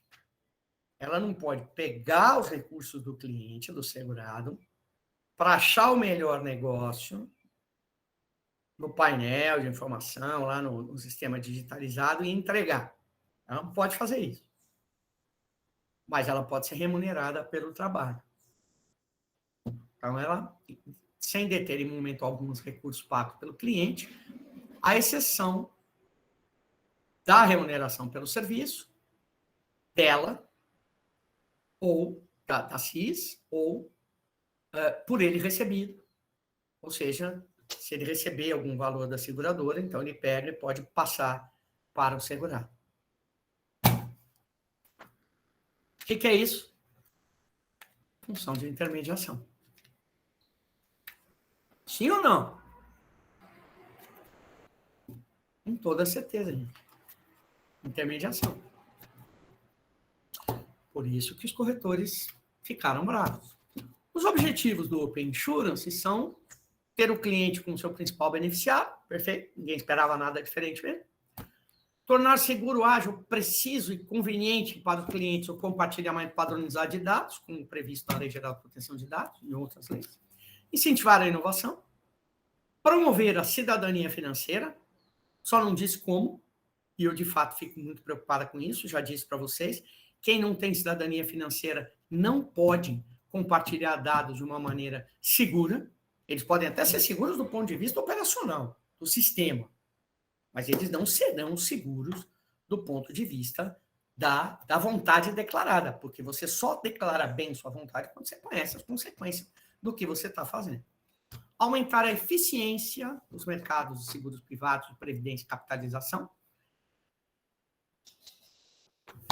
Eu aqui gostaria de ter tido tempo de conversar mais com o pessoal que estava à frente da SUSEP naquele momento, para saber eficiência em que sentido, porque o setor de seguros é muito eficiente. Basta que vocês peguem os dados da própria SUSEP ou os dados da Confederação Nacional das Empresas de Seguro para saber o que se arrecada e o que se paga de seguro nesse país. É um sistema muito eficiente, sim. O que se arrecada é o que se indeniza. Nós temos carteiras de seguro que ficam em 80%, 90% do que se arrecada. É muito eficiente, sim. Mas eu não tive chance de conversar e eles se foram, então a gente não sabe exatamente o que isso quer dizer. Promover a concorrência, aí ok, entendo. E talvez promover a concorrência até para aqueles que vão ingressar no sistema de seguros, que ainda não compram seguros e vão comprar. A população brasileira que compra seguro é muito pequena, ainda é muito pequena. Para vocês terem uma ideia, seguro hoje é 4% do PIB, do Produto Interno Bruto. Em países como os Estados Unidos, seguro é 15% do PIB. Tem muito espaço para comprar seguro no país. Eu acho que um dos que mais vende é o seguro saúde, o seguro de vida, porque muita empresa compra para oferecer como parte do pacote de benefícios para os seus funcionários. Enfim, promover a concorrência, ok, eu acho que é preciso mesmo, eu opino nesse sentido, se a minha opinião tem alguma validade, e ser interoperável com o Open Bank. E aí, então, pulou todo mundo. Pularam as assinaturas, pularam os corretores, quem é isso? Quer dizer que o sistema bancário vai ser fortalecido, porque banco já vende seguro, não pela mesma empresa. O banco tem um CNPJ, seguros gerais tem outro CNPJ, seguro de vida e previdência é específico, tem outro CNPJ, seguro de saúde tem outro CNPJ. Se você quiser ter todas as modalidades de seguro, você vai ter que ter CNPJ para cada um delas. Ou você monta só seguros gerais. Seguros gerais, pronto. Você tem o banco e os seguros gerais. Agora, se você quiser vender vida e previdência, já tem que ter banco, seguros gerais e vida e previdência. Se você enfiar o saúde nessa parada, banco, seguros gerais, vida e previdência e saúde suplementar. São específicos. Os CNPJs que você precisa montar. Agora, as seguradoras que têm banco, que estão num grupo econômico que tem banco, Bradesco, Itaú, Unibanco, Santander. Pessoal, elas têm um canal de distribuição espetacular, né? Vamos combinar. Você já tem todo o seu cliente de banco para vender seguro para ele. Muitos dos quais nem queriam ser cliente, como eu, por exemplo, nunca quis ser cliente do Santander. Eu tenho uma birra com o Santander, mas uma birra com o Santander, que nem me escutem falar, pelo amor de Deus. Eu tenho birra do Santander. O banco chato, na minha opinião, de consumidor. Podem discordar à vontade. Nunca quis ter relação com o Santander, mas fui obrigado a ter por causa do meu empregador na época, que não podia fazer a transferência da conta salário. Bom, eu estou lá mesmo sem querer, mas se ele quiser vender seguro para mim. Então, isso deu um pulo. As seguradoras que não têm banco disseram, Sabe aquela pergunta clássica que paulista faz? Sabe a pergunta mais clássica de paulista? Qual que é? Pergunta de paulista assim mesmo, verdadeiro? Paulista da Moca? A pergunta clássica é: que porra é essa? Né? Porque porra para paulista não é para paulistano, principalmente para paulistano. Porra para paulistano não é palavrão, né? É substantivo. Pega essa porra para mim. Tira essa porra daqui, meu. É substantivo ou é interjeição. Porra. Né? Então, a pergunta clássica foi: se ele entrou para o Open a pergunta clássica é: que porra é essa? O que se pretende com isso? Então, aí vocês já estão entendendo a rejeição. Mas os princípios são esses mesmo: transparência, segurança e privacidade de dados, livres de iniciativa e concorrência, qualidade dos dados, tratamento não discriminatório, beleza, até aí está tudo indo, interoperabilidade e... Veja que lá no Open Banking não tem integração com o Open Insurance, mas aqui no Open Insurance tem integração com o Open Banking. E aí, então, as coisas ficaram meio azedas. Qual a experiência de Open Insurance em outros países do mundo? México, Austrália, Índia, Nova Zelândia e Singapura já têm experiências iniciadas em Open Insurance. Há 2 semanas atrás, eu estava num evento do Comitê Ibero-Latino-Americano da Associação Internacional de Direitos Seguros, um evento que acontece a cada 2 anos e que foi na Costa Rica esse ano, que na verdade era para ter sido ano passado, né, mas a pandemia não deixou, e eu fiz uma apresentação sobre o Open Insurance no Brasil, e recebi uma informação de um colega, o Roberto Rios, que é do Chile, dizendo que o Chile atualmente tem um projeto de lei em discussão para a implantação do Open Insurance. E aí tem uma terceira discussão grande que acontece no Brasil. Lá no Chile, a implantação do Open Insurance está sendo feita por um projeto de lei criado e discutido dentro do legislativo. E aqui foi feita por um ato administrativo. E muita gente, com razão também, não sem fundamento, discute. Ora, se a gente tem um decreto 73/66, que organiza o sistema de seguro, para organizar de uma forma diferente, a gente não precisaria ter alteração desse decreto? Simplesmente uma norma do Conselho Nacional de Seguros Privados vale? A gente não precisaria discutir isso lá no Legislativo? E mais, há quem defenda que esse decreto 73/66 se transformou, em razão da lei complementar de resseguro, e eu não vou ter tempo de explicar muito bem isso, porque o tempo está contra mim, que tem muita gente que entende, e muitos juristas gabaritados que entendem que, por conta da lei complementar que regulou o resseguro, o projeto, o decreto 73/66 se transformou em lei. Foi transformado em lei por essa lei complementar que, em 2006, reorganizou o sistema de resseguros no Brasil. Se essa teoria estiver certa, o que a gente está assistindo é uma resolução, um ato administrativo, modificar uma lei. Pode isso, produção? Pode isso? Pode isso, Arnaldo? Não pode.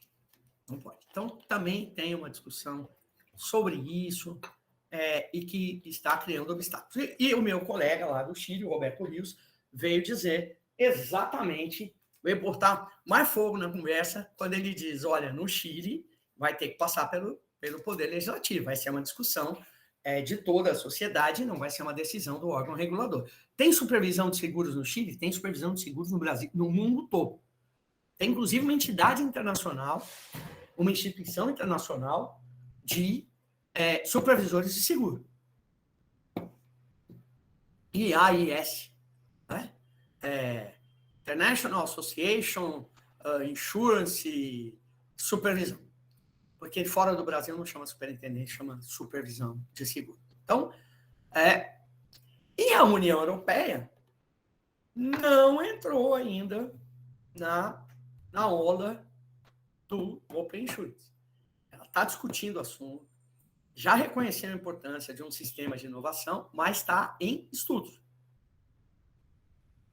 E aí o que se diz é, poxa, países de economia central, né, como a Alemanha, França, Itália, né, não implantaram ainda, e nós aqui vamos implantar. Eu normalmente faço um contraponto dizendo, olha quem já implantou. México, Austrália, Nova Zelândia, Índia. Singapura não. Singapura é uma potência. Tira Singapura. Pense em México, Austrália, Índia, Nova Zelândia. E agora no Chile. Será que não é porque o Open Insurance se destina realmente para países de economia emergente, para fazer as pessoas se inserirem na formalidade, tanto de banco como de seguro? Será que o propósito não é esse?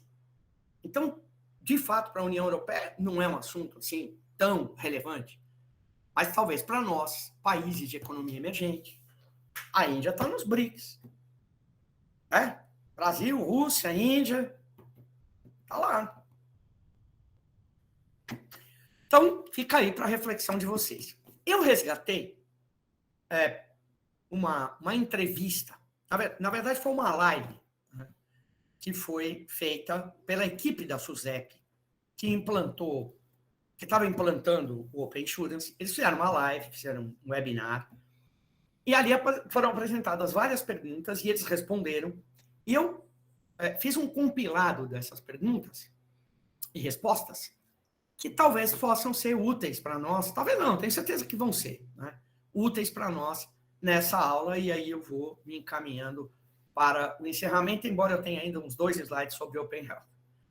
Então, a primeira pergunta que foi feita naquela live foi, qual o benefício para o cliente do Open Insurance? A live foi só sobre Open Insurance. A resposta dada foi, a base do compartilhamento de dados é a melhoria no serviço para o cliente. Entendi muito bem. Ela permite a precificação, agora eu entendi, ela permite a precificação exata do seguro e a oferta de produtos adequados. De fato, isso vem sendo defendido como o maior benefício. Você leva para o sistema os seus dados, as suas especificidades, as suas necessidades, e pode contratar um seguro que seja absolutamente adequado para a sua necessidade. Vou dar um exemplo para você. No meu escritório em Campinas, ele fica num condomínio de empresas que, por estar situado à beira de uma rodovia Dom Pedro I, ele tem segurança armada. Funciona 24 horas por dia o condomínio e tem segurança armada. Quando eu estou em Campinas, eu saio da minha casa, ando 8 quilômetros pela rodovia, entro dentro do meu condomínio, por isso que a gente alugou lá, porque eu moro ali 8 quilômetros para frente na rodovia. Eu entro lá, põe meu carro no estacionamento do condomínio, desço e fico o dia todo ali. O dia todo. Às vezes eu fico lá das 7 da manhã, a hora que eu chego no escritório, às 10 da noite, a hora que acaba minha última aula. Fico lá das 7 às 10. O carro fica parado num lugar que tem segurança armada. Eu saio de lá, ando 8 quilômetros e entro dentro do meu condomínio, que não tem segurança armada, meu condomínio residencial, ele não tem segurança armada, mas ele tem segurança. E paro o meu carro na porta da minha casa, lá no condomínio. Pessoal, qual é o risco que eu represento para o segurador? O risco de furto e roubo. É no caminho de ida, é no caminho de volta. São 16 quilômetros por dia quando eu estou em Campinas. 16 quilômetros por dia. Eu pouco saio à noite, porque eu dou muita aula, então à noite estou trabalhando. Quando eu estou aqui em São Paulo, a maior parte do tempo eu estou no meu escritório ou aqui na minha casa e o carro fica guardado num lugar fechado e que tem portaria. Ok? Ok. Eu pago seguro como qualquer um de vocês. Não há nenhuma diferenciação nesse aspecto para mim. Eu pago meu seguro de automóvel como se eu rodasse 24 horas por dia com o carro. Eu não mereço ter um seguro diferenciado? Eu não mereço ter um seguro intermitente que eu ligue e desligue.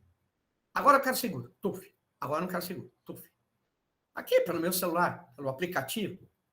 E aí eu vou pagar por isso. Só pelo que eu usar. Outra coisa. Isso existe no mundo. Pay for use. Né? Pague pelo uso. Mas tem também o pay how to use. Pague como você usar. Quando eu mais uso o carro? Quando eu estou em São Paulo. E o trânsito em São Paulo, como é que é? Uhul! Parado. Parado. Agora que voltou tudo e tal, parado o trânsito. Então, eu dou brecadas bruscas? Não, eu estou sempre parado na 23 de maio. Freadas bruscas? Não. Eu desenvolvo alta velocidade? Não. Nem dá para desenvolver na marginal, ou desenvolver alta velocidade. Na marginal Tietê. Está sempre travada, até de noite. Você acha que eu não mereço um seguro que seja adequado para o tanto que eu uso e para como eu uso? Pode botar lá uma telemetria no meu carro. Eu só chego a 120 quando eu pego a estrada de volta para Campinas. E aí eu ando a 120, que é o que eu posso andar na Bandeirantes. Quando eu passo da Bandeirantes para Anhanguera, que é um pouquinho antes de chegar na minha casa, porque eu também moro à margem da rodovia, aí eu tenho que andar a 100 na Anhanguera. E no rodoanel que eu uso para chegar na minha casa, também ando a 100. Pronto.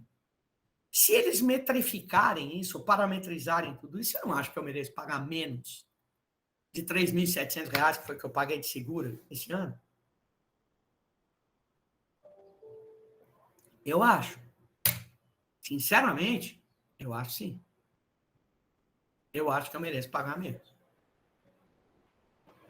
Então, o Open Insurance, talvez, se vocês ficaram com alguma dúvida desse exemplo, por favor, só pedir que eu retomo.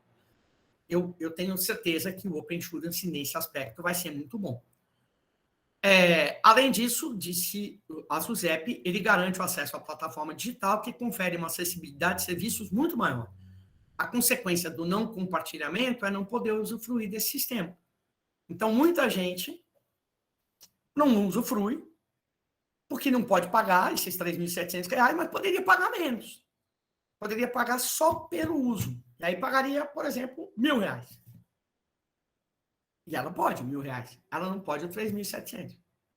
Nesse aspecto, moçada, eu acho show o sistema. Show mesmo. Outra pergunta. Sinistralidade e prêmio das apostas serão informações abertas para todos os players, inclusive os consumidores? O diretor Eduardo Fraga, que respondeu essa pergunta, que era, na época, o diretor, respondeu e disse, não. As informações sobre os sinistros que o segurado teve e o valor que ele paga de prêmio não serão informações abertas. Não ficarão disponíveis para o mercado. Ficarão disponíveis para o titular compartilhar com quem ele quiser. Então, no meu caso, eu tenho seguro com a seguradora X e vou dizer lá para as outras seguradoras com quem eu quero compartilhar. Olha, eu uso o carro assim, assim, assim, paguei R$ 3.700 de prêmio e não quero pagar isso. Como eu uso desse jeito, quero saber quem me faz a melhor oferta. Ela vai ficar sabendo quanto eu pago, porque eu compartilhei. E vai ficar sabendo qual é meu carro também. Isso não é dado pessoal, mas enfim, vai ficar sabendo. E vai ficar sabendo minha idade, coisas que são importantes, onde eu moro. Esses são dados pessoais. Mas eu vou compartilhar porque eu tenho por objetivo conseguir um preço melhor. E, por sua vez, quem receber esses dados não vai poder usar. Não vai poder ficar me mandando cartinha oferecendo serviço. Parece bom. Aí a pergunta que não quer calar. Como ficarão os corretores, pessoas físicas e jurídicas no Open Insurance? Serão desintermediados? E aí quem respondeu foi a própria Solange Vieira, que era, à época, a presidente da SUSEP. E ela disse, o corretor continua fazendo o que ele sempre fez. E nós enxergamos avanço e crescimento. Tenho falado inúmeras vezes que o corretor de seguros não será só o intermediário da venda, mas o consultor. Esperamos que aumente brutalmente o número de pessoas querendo contratar seguros. Uma leva nova de contratantes que não conhecem nada de seguros. Logo, o corretor será o conselheiro, que explica como se deve fazer e qual deve ser contratado. Acredito que o corretor também será analista de seguros, que deverá traçar o perfil do cliente e indicar quais os riscos a que ele está exposto. Foi uma boa resposta, não tenha dúvida. Se vai entrar uma leva nova de gente que não conhece seguro, alguém precisa ensinar seguro para eles. Nada melhor do que o corretor. E se a pessoa não entende nada de seguro, eu entendo seguro. Eu faço isso há muitos anos. Então, eu podia dizer para vocês, olha, eu tenho que pagar menos de prêmio de seguro de automóvel porque eu tenho esse benefício, esse benefício, esse benefício. Agora, todo mundo consegue fazer esse raciocínio que eu fiz? Não. Tem gente que não sabe nem o que está pagando. Tem gente que não sabe nem o que é sinistralidade. Então, fica aqui. Eu gostei dessa resposta. Sociedade iniciadora de serviços seguros e figuras de alguns corretores não se confundem? Boa pergunta. Boa pergunta. Será possível acumular essas funções, corretor e iniciador? E a doutora Solange Vieira disse, não se confundem. Os iniciadores de serviço, como estamos falando de dados regidos pela LGPD e suas exigências de segurança elevadas, terão que atender a princípio que a SUSEP irá estabelecer. Já estabeleceu, aliás, já tem regra para eles. Corretores poderão se candidatar a serem iniciadores de serviço, mas o nível de regulamentação que hoje a SUSEP exige para o corretor, para o iniciador, será maior. Por exemplo, capital que eles precisam ter de 10 milhões. Por conta da LGPD, que nos obriga a ter muito cuidado, lembrando que estamos transacionando inúmeras informações privadas. Ainda perguntaram para ela, seguradoras com foco em grandes riscos também precisarão ingressar no Open Insurance de acordo com uma consulta, com a norma de consulta pública. Não, isso é uma afirmação, Jéssica. Seguradoras com foco em grandes riscos também precisarão ingressar no Open Insurance, de acordo com a norma de consulta pública. Diante desse cenário, como funcionaria a operação da seguradora, já que a norma é fundamentada no atendimento ao consumidor final em pequenas e médias empresas? Aí o Eduardo Fraga, que era diretor à época, disse, estamos iniciando com as operações mais sensíveis para os consumidores de pessoas naturais e depois para as pequenas e médias empresas, que tem um déficit danado. Você não entra em um bar e um restaurante que tenha seguro de responsabilidade civil. Se o garçom for servir uma coisa para você e a faca escapar e ele cortar seu pescoço, o bar e o restaurante não tem como pagar suas despesas médicas. Então, tá certo. Quem mais precisa mesmo são as pessoas naturais que não têm e a pequena e média empresa. Entendemos que os produtos de grandes riscos não precisam de um detalhamento grande no ecossistema. De fato, as empresas de maior porte que compram seguro de riscos nominados, que compram seguro de RC produto, que compram seguro de responsabilidade civil, RC e de engenharia, que compram os riscos de engenharia, não tem só RC na engenharia, tem um monte de risco, essas conhecem seguro ou têm corretores que conhecem muito essas especificidades. Bom, eu tenho mais, acho que 3 slides para falar do Open Health. Como ficou feio esse slide? Que horror. E daí a gente termina. Como é que está o Open Insurance hoje? Ele está sendo implantado, né? Ainda não está totalmente implantado. Houve uma diminuição da velocidade com a mudança da diretoria da SUSEP. E provavelmente a gente não tenha muita evolução desse assunto até o final do ano. Por quê? Porque os diretores da SUSEP são indicados pelo presidente da República. E a presidência da República vai mudar. Não sei se vai mudar. A presidência da República vai ter eleição agora. Bom, só isso. Não sei se vai mudar. Ainda que permaneça o mesmo presidente da República, a gente não sabe se ele vai querer que permaneça o mesmo superintendente. Ele pode querer pôr outro superintendente. É um direito dele. A superintendência não é como agência, que tem que passar pela sabatina, tá? O presidente indica e o cara vai lá e assume. O presidente indica hoje, ele pega o cara pega um ônibus e vai lá na Avenida Brasil, na Avenida Rio Branco. Presidente Vargas, do Rio de Janeiro, vai lá e assume.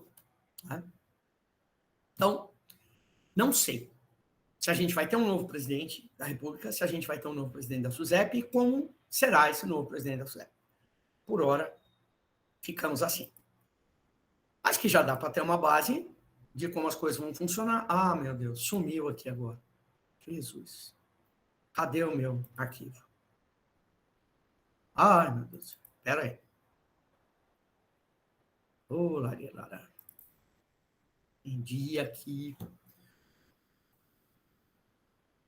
Exibir, modo de leitura. Aqui, agora vai.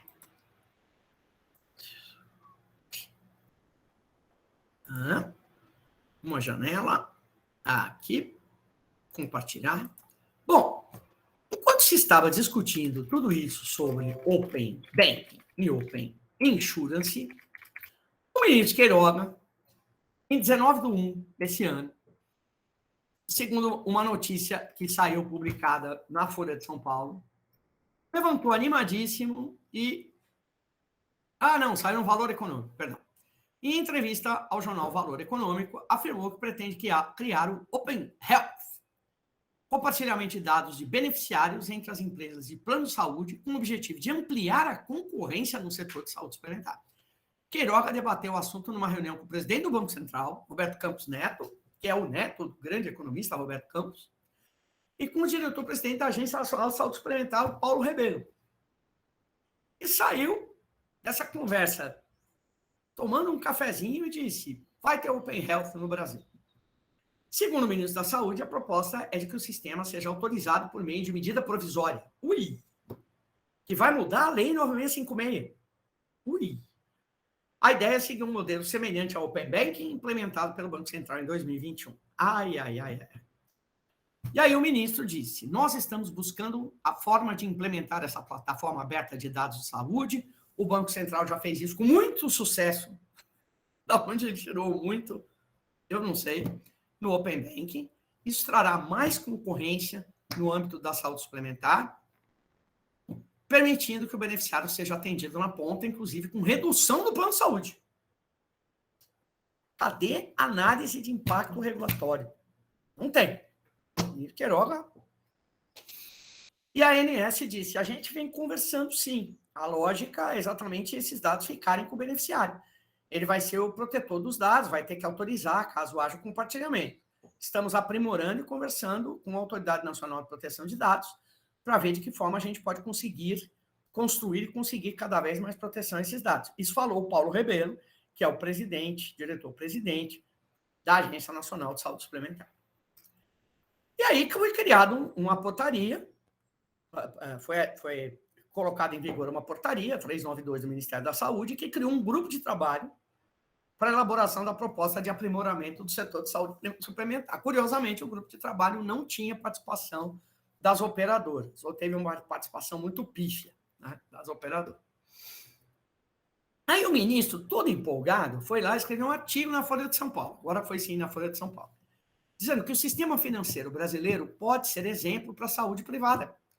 A adoção do Open Banking trouxe redução de 16% na concentração empresarial em um setor extremamente concentrado.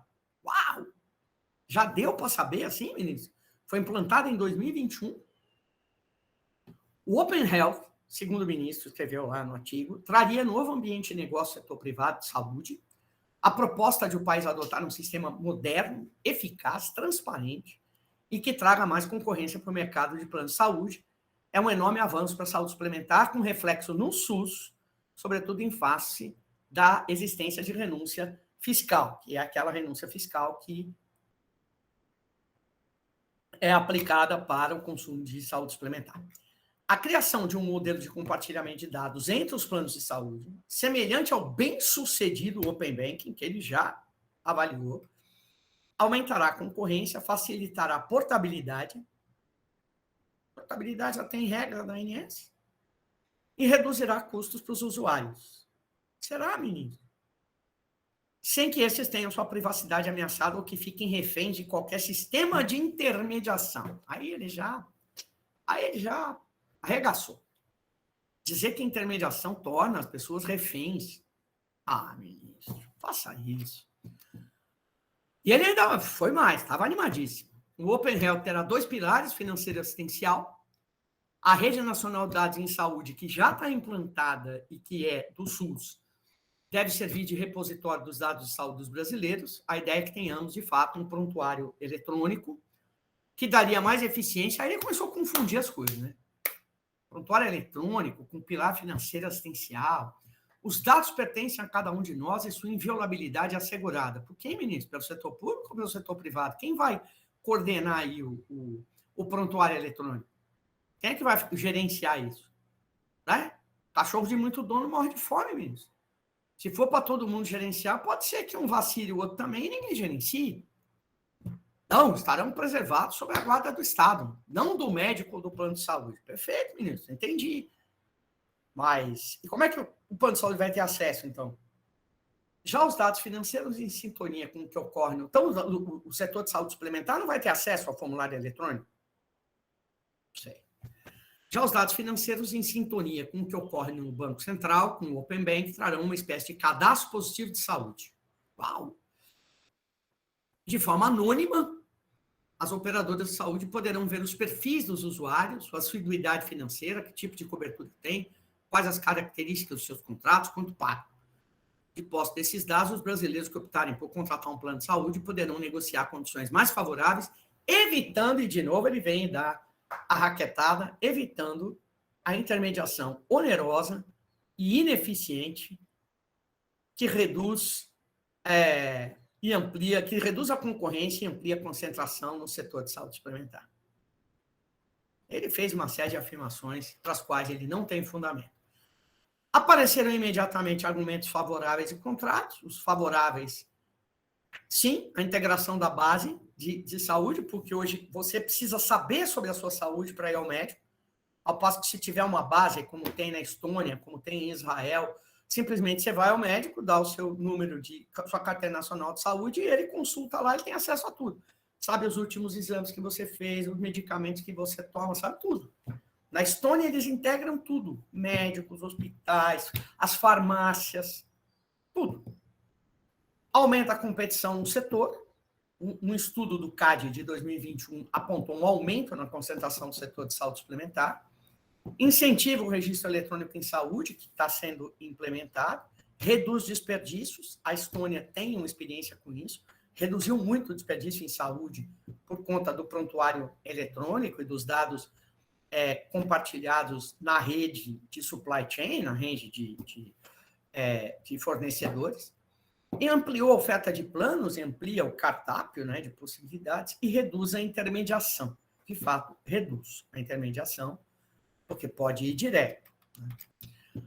Ainda tem argumentos favoráveis que a padronização de dados vai poder criar essa interoperabilidade, insisto, como já existe em outros países, novas carteiras digitais que poderão trazer outros dados, por exemplo, dados do seu relógio eletrônico, dados de IoT, né, de inteligência das coisas, de internet das coisas, né? Legal, tudo bem, beleza. E os contrários são isso, né? Será que não vai haver um incentivo à antisseleção das carteiras? Quanto mais você conhece os riscos, você não vai selecionar mais, as operadoras não vão selecionar mais. As operadoras vão poder usar dados pessoais, porque a 9656 proíbe os dados pessoais, né, para seleção de risco. Vão poder usar. Estimula também uma oferta oportunista de produto segmentado com prejuízo ao SUS, por exemplo. As operadoras vão querer oferecer menos serviço, será? E aí, encaminhar o cara para o SUS? Hoje não pode, mas será que vai acontecer? E no caso de vazamento de dados, o governo federal vai ficar com a responsabilidade do prontuário eletrônico, mas já vazou dado do ESUS, imagina, já vazou dado do STJ. Será que a gente confia tanto assim, né, no sistema de segurança?